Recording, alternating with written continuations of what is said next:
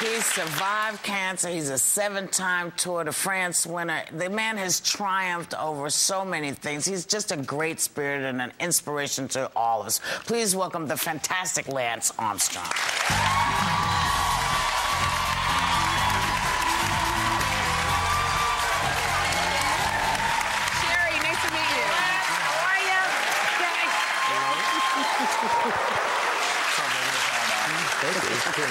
You're the man. Sit your behind down, dude. A little respect, please, Ms. Goldberg. Oh, yeah, I absolutely respect Lance, man. Listen. We go way back. We actually do. Yeah. To where?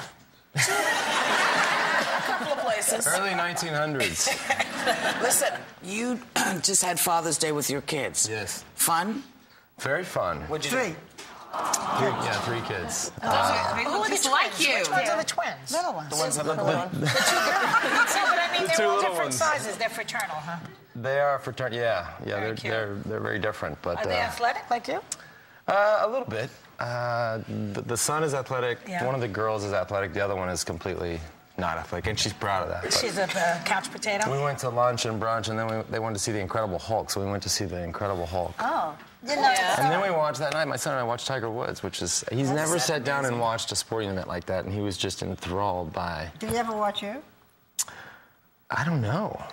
I guess, yeah, probably, yeah. Do you know what Daddy used to do? He knows. He knows. I think the girls are. They were quite young, but I think he understands. Yeah.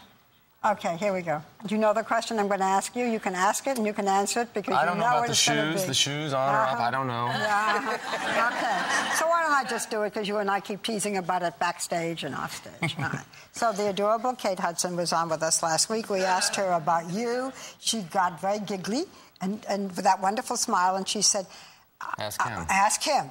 I heard that. Okay, so here I am. Here we are. We are. Can I say a couple things? Yes. Number one, I know that you have to ask that question. Yeah. Number two, I think you don't have to answer it. Right, and it's my right not to answer it. But number two, I think when you're happy about something or proud about something, it's natural in human nature to talk about it. Like if you write a bestseller, you talk about it. If you don't eat 2 bags of potato chips every day, you're proud of it. Where are we going with this, Lance? Are you going to answer it? No, no, I'm not going to answer it. Hey, next question. Okay, next question. Well, you know, we just want you to be we just want you to be happy. She's so cute and nice and so cute and nice. You know, I know that you've been asked this many times, but it's still something that people just are amazed at. You had testicular cancer in 1996. It spread to your lungs, to your brain. You had chemotherapy. You had all kinds of treatment. People all but gave you up. We were heartsick. And then you come back in full recovery. Whatever one thanks, thank God, thank goodness, thank heaven. Fine. Is it exercise? Is it diet? Was it chemotherapy? What was it?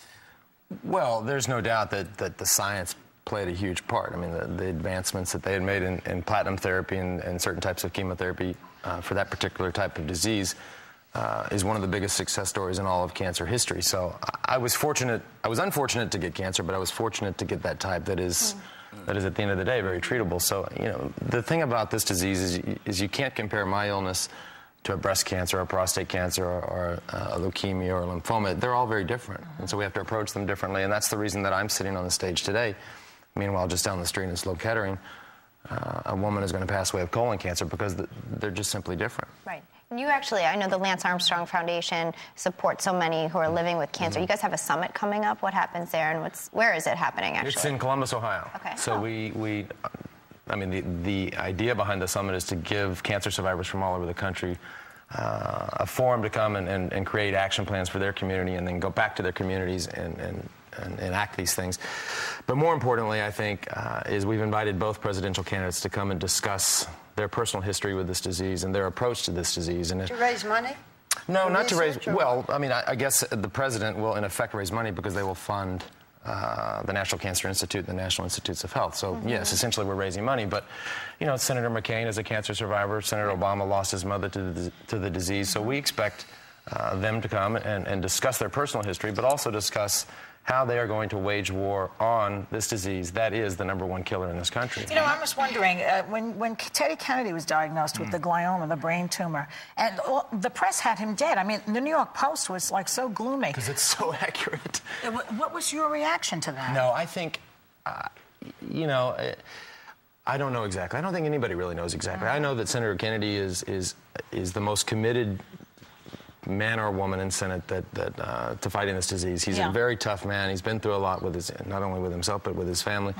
I know from his staff and from Senator Kerry, who I've spoken to, that he's committed to living. He's committed to getting back to work and making sure that we as a society overhaul the cancer system and make it and really modernize it and make sure that in the future, that in our kids' future, we don't have to deal with this. Well, Lance, you created a site called Livestrong.com, which talks about health and fitness and lifestyle awareness. Right. What is that all about?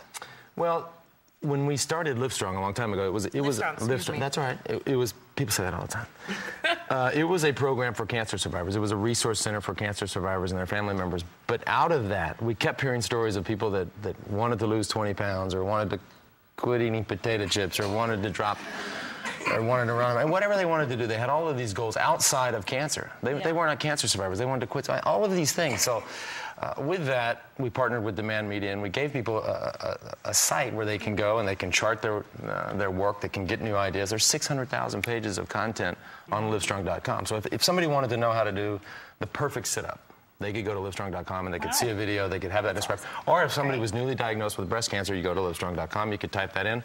All of the information comes up. You help them to quit smoking, too? I'm going. What about That's a trickier one. That's a trickier one. Perfect man on the site? Well, there is. You got 600,000 pages of content somewhere on there. Here's the thing. There is a social networking element. So if you go on and you create a profile and you say, this is what I'm looking for. Listen, Lance, I'm thrilled that you're here. We're thrilled that you're here.